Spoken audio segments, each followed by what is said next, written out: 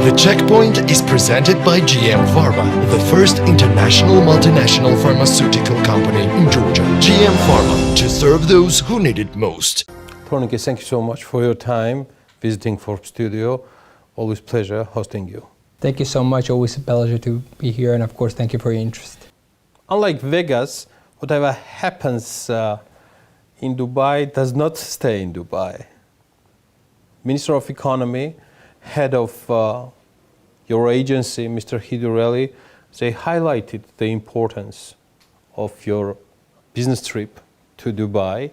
Why it was so important, and can we talk about concrete follow-up for that visit? Sure. It was definitely one of the more important visits that we have had for the past 2 years. We specifically prepared for this visit during this year as well, where myself and the director also visited Dubai beforehand to prepare for this particular visit. We actually pre-selected 8 different funds and companies, which we studied ahead of time to learn about what could be interesting propositions for them to actually make during this visit. We can already see the results of this work, as in the first company already visited Georgia this month, and they already have concrete interest over the country. We're still negotiating with 3 other funds on their potential visiting dates, and we're in communication with the other 4 to propose additional different project in Georgia. So definitely this is a very result-oriented direction already. Okay, and we do have one visit already, which has been held just a few days ago. It's quite big company, maybe fund even more, called Masdar. They're quite active generally in our region, and they visited us. What was the purpose of their visit, and did they highlight any concrete interest of their sphere? It should be renewable energy, in my understanding. For sure, Masdar has a large share in renewable energy. They themselves are a subsidiary of one of the largest funds in UAE. So we actually met this fund before when we were visiting with the minister. So this was a follow-up meeting in that regard. So their actual interest is towards renewable energy in Georgia as well. We're already in some concrete exchanges in terms of information, and Ministry of Economy is providing this information to them. We're expecting that hopefully towards December or maybe start of next year, we'll have some more progress on the actual project they're interested in. But for sure, I mean, interest from companies like Masdar is what we're looking for as a country in terms of renewables, of course. Okay, you mentioned as well Georgia, absolutely correct.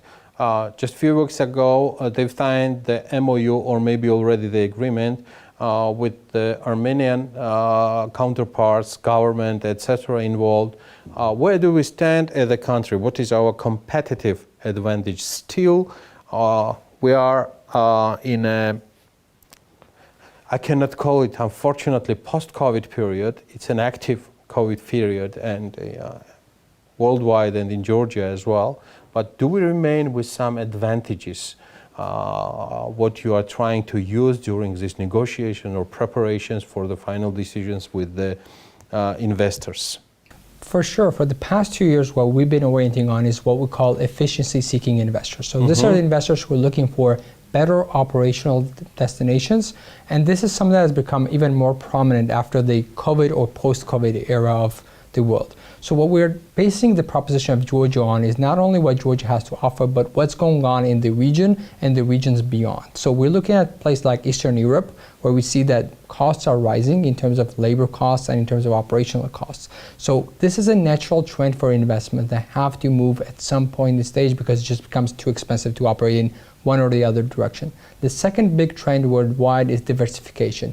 So of course, naturally, at the beginning of the pandemic, everybody thought that every company was going to leave China, for example, right? That trend has changed and has moved into idea of every company will need to diversify their supply chains. So looking at these 2 propositions, what Georgia can offer is competitively priced labor force, competitively priced operational expenses, and in addition on all of this, of course, is a logistical and the geographic situation of what we offer as diversification of supply chains, that not all of your supplies come from one specific region, because this will become a dominant factor after the COVID period. We're still remain as a competitive as a country? We strongly believe, because we ourselves have updated the propositions. What we call is we go through a technical process of preparing a proposition, right? We look at a sector, we look at its sub-directions, and after this we prepare the study on what could be a value proposition as it imagined. So this includes cost and other needs which investor might be interested in.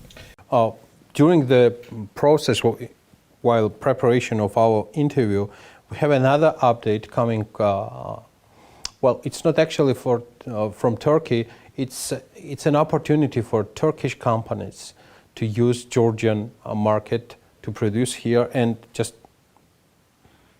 correct me if I'm wrong. It's called diagonal cumulative production in Georgia. Am I right? Yes, quite correct. So this is a what kind of opportunity it creates for Turkish companies? This is a very important agreement for us, of course, because this means that Turkish inputs can be considered under Made in Georgia region, which creates additional opportunities for both Turkish companies and Georgian companies to actually start exporting products into the European Union. This was something that we're aware about for more than a couple of years now, but we particularly focused in on the start of this year. We, of course, have a company called OCO Global, which we started working with at the start of this year, and they have a special representative in Turkey, and we already conveyed this information at the start of the year for them to start negotiating with this proposition already in hand with Turkish companies, because we knew that this was coming up, and especially companies like electronic manufacturing companies, apparel production companies, furniture as well, will be some of the bigger beneficiaries of this direction.